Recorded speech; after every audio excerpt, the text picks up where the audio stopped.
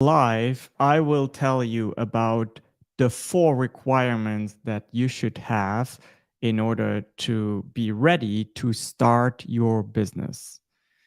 We are in times where it has never been easier to start your own business. The barrier of entry is very low, the investment is low, and yet a lot of businesses fail within their first year. Actually, most businesses fail within their first year. Type in yes if you understand and know that this is the truth and the reality. These are statistics that you cannot really refute. Everyone out there now teaches you how to be successful online, how to be a coach, and yet most do not know how that actually works because they have not themselves gone that path in life. And I believe that you should only offer and teach stuff you understand yourself. It's really difficult to be self employed, and there's a big difference between actually just being a freelance on your own, which is basically you have created a job for yourself, you are still an employee, and running a business. A business is an entity that exists on its own. It has a business name, and the business name is what attracts people, leads into the company. And then you have a system of software and processes and employees that help you actually make money. And a business is also something that once you are removed, let's say you need to go and take a trip and be away for a week. If your income flow stops at that point, then you don't have a business. I am definitely in a position where I can tell you a lot about that because I have walked that path myself. And it was out of necessity because I was put into a situation in life where I just needed to start my own business. I wanted to start my own business in order to be satisfied and feel purpose in my life. Let me tell you how I discovered the 4 basic requirements that you absolutely need to have in place. It's like a litmus test to find out whether you are ready to start your business.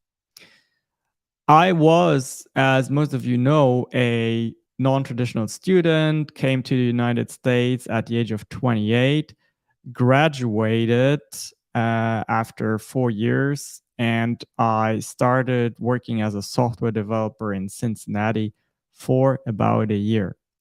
Working for a company is actually a good thing. You should not try and jump straight into business without knowing models that you can learn from, without knowing people that are connected to your field of expertise, to your industry. And that is typically something that a job will give you. So embrace your job. Don't necessarily be rushed to go into starting your own business. This is also something that Rich Dad Poor Dad teaches Robert Kiyosaki. He says, go and take the first job offer that you can get in a company that operates in a field that you really want to learn in and make connections in. And then give it some time, and you'll see you will automatically flow to the top to where you want to be. And then when you have all the experience and all the education, maybe it is the right time to start your own business. Now, I was, as I said, taking that job as a software developer in Cincinnati, and then life happened, and I had to move to Chicago. I accepted the first job offer I was given in Chicago, and that was not a good idea because the leadership style of that new management was not at all in line with what I was looking for. I didn't feel satisfied and I didn't feel fulfilled. If you can relate to that, type yes. Type yes if you understand what it means to go to a job where you are actually good at executing, you know the skill set, but the way the product is shipped out, the way the service is bundled, the way the company handles its clients is not at all what makes your heart happy. And that is very, very important. So I was in such a situation and I had no other choice than to start my own business. Now, I was definitely prepared to do that because I had 4 essential requirements in place that would set me up for success. Type in yes right now if you want me to go into those 4 essential requirements. All right, here we go. First, you need a skill. If you want to be in business, you need a skill that is marketable. You need to be good at something. You don't have to be an expert. You don't have to be a ninja, a rock star, but you need to be average, okay. You need to have a marketable skill, something that that is in demand, that people can use to fulfill whatever demand they have, whether that is on a personal level or in a professional level. Whether you want to sell to individuals, it's usually called B2C, business to customer, or whether you want to sell to businesses, B2B, business to business. So, do you have a skill that is marketable? And most of you will have a skill. Most of you need to maybe search a little bit within yourselves to discover what the skill is. But even if you run a household, you're a stay-at-home parent, you have skills, right? You need to be good at optimization, at organizing your life, at being time efficient. So these are just things that you need to go on an internal vision quest and find out what is your skill. Maybe it is very obvious to you what your skill is because like maybe like me, you found yourself in a business where you were doing in a job where you were doing every day something that required a lot of skill, but it was just not packaged in a way that you felt comfortable with. It was not the way you want to leave a mark onto this planet, right? It's not the legacy that what you want to leave behind. So skill is number 1. Number 2 is you need to have some sort of an idea what you're going to offer. And of course, in order to have that idea, you first need to know what is going to be your skill set that you're going to market. Now, here's something that I don't want you to stress over too much. A lot of gurus out there tell you you need to be super niche and super specialized, and that is true. But you can start out as a jack of all trades, accepting lots of different missions and small jobs where your skill can be applied to. And then let data show you what your niche should be. That happened to me as well. I started out announcing myself as a web developer, and I was going to build a website for just about anyone who would give me money for that. At some point, I realized, due to my background in law enforcement, that I had a lot of good soft skills that transferred over to communicating with people. Because as a law enforcement officer, you always have to communicate in difficult situations. You have to communicate to people who are either very, very rich or very, very poor. But typically, they are in a situation where you need to take a little bit the nervosity out of the situation and you need to bring in calm and zen. And that is something that I master, that is very much in line with who I am. And I realized that I could really take that skill set and apply it to the healthcare and wellness industry, because I was able. Why did I choose that? It was somewhat something that life showed me, because I was doing work for rehab facility and they asked me to do more and more that would go into marketing and public relations. But also, I care so much about this beautiful nation and about its people, so that I felt a huge purpose and a huge sense of satisfaction going into that field. Okay. So number one was skill. Number two is have an idea, but you can't start out as a jack of all trades and let life and data and emotions point you to a niche. Okay, you don't have to have a niche right away. You can, if you have one, great. But if you don't, be a jack of all trades and then let the niche find you. Let the niche find you. Type yes if that makes sense to you right now. Type yes if that makes sense to you right now.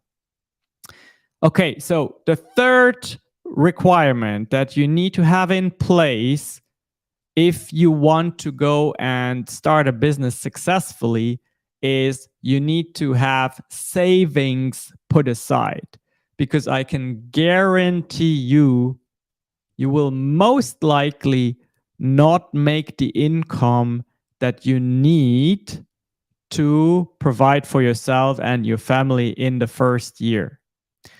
If you are experienced and you've had lots of success with other businesses, you're not a newbie to business ownership, then you may be able to pull that off within your first year.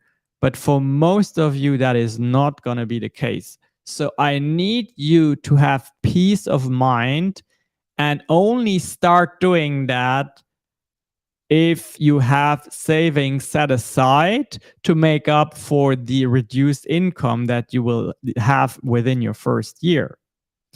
Now, if you don't have these savings set aside, then what you can do is transition into business ownership, transition into self-employment by substituting your income with other means.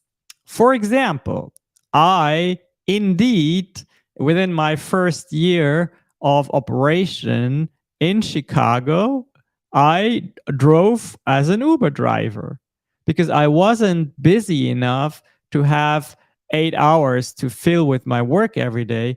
So I took my free time and drove and supplemented my income with Uber driving. Okay. So I'm sure there's lots of different things you can do. Something else you can do is ask your boss if you can transition into part-time and eventually even transition out completely. I am an employer myself. I'm a boss myself. This is possible if you desire that.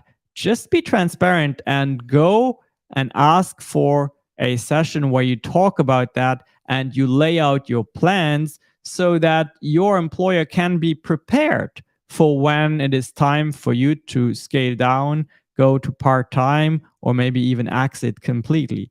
In that way, everyone, it's a win-win situation because everyone is really going to be set up for success. Nobody will be shocked by drastic changes. And who knows, you may even end up gaining your former employer as one of your customers. That is totally possible. You never know. Okay, so that was the third requirement that I need you to have in place before you go into business. The fourth one, the last one, is also a very, very essential one. You need to give yourself time. You need to have time. So this does not mean that you have to have 8 hours every day. Of course, if you can have that, it's ideal. But I'm speaking a little bit about the time you need to give yourself to let the business develop and take off. Okay. the curve of success of most businesses is at the beginning, the increase is very, very slow. It can take 1 to 2 years until you hit that income mark where it might actually provide and cover all the costs that you have. So it's in close relation really to the having savings aspect. Okay. Now, I will tell you that I have done this successfully, and I also have helped others go through these times. Okay, go through that progression of business ownership, starting and getting to a point safely and securely and consistently where they can live off of their new business venture. I am going to invite you to my Shanks.club, which is an online community where I release information on a regular basis around exactly this topic, right? Is how do I start business? How do I grow business? How do I become visible online? Right now, my business is very close to making 7 figures in a year. Okay, so that's a huge achievement. And I support numerous businesses. I own an agency, so I support numerous businesses that are 6 and 7 figure businesses. So I do know what I talk about, but I see so many people right now who are just itching to become self-employed, start their own business, but they don't have the necessary patience and they don't have the necessary support, the necessary knowledge to really have a fair chance. So I want you not to be within the 80% of businesses that fail within the first year. And that is something I can offer for a modest fee. $7 a month is my Shanks.club membership. You can cancel any time too. If you go to www.shanks.com, .club, www.shanks.club, then you can sign up. Use the coupon code LIVE, LIVE, if you see the price as $27 a month. Okay, it takes it down to 7. Okay, my dear friends, I hope that this helps you a little bit. Let me repeat those 4 basic requirements that you need in order to be ready, a litmus test to be ready to start your own business. And that would be number 1, skill. Number 2, have an idea how you can apply your skills to a market that serves a demand. And then savings, be prepared monetarily to give enough time to let the business grow, get to a point where you can provide for yourself. And then number 4 is have time. And that's not necessarily, you don't necessarily need to be available 8 hours per day. That can also be 2 hours per day, but duration wise, you need to be willing to give it at least 1 to 2 years until the business covers your living expenses, until it becomes something that provides for you. Okay, so if this was helpful to you, please like. If you have comments and questions, put those in there as well. Share it with others. Let's just help each other. And thank you so much for taking the time out of your day to watch this and be with me. And yeah, at the very least, follow me. I want to stay in touch with you. Have a great, great day. And I see you very, very soon again on this platform.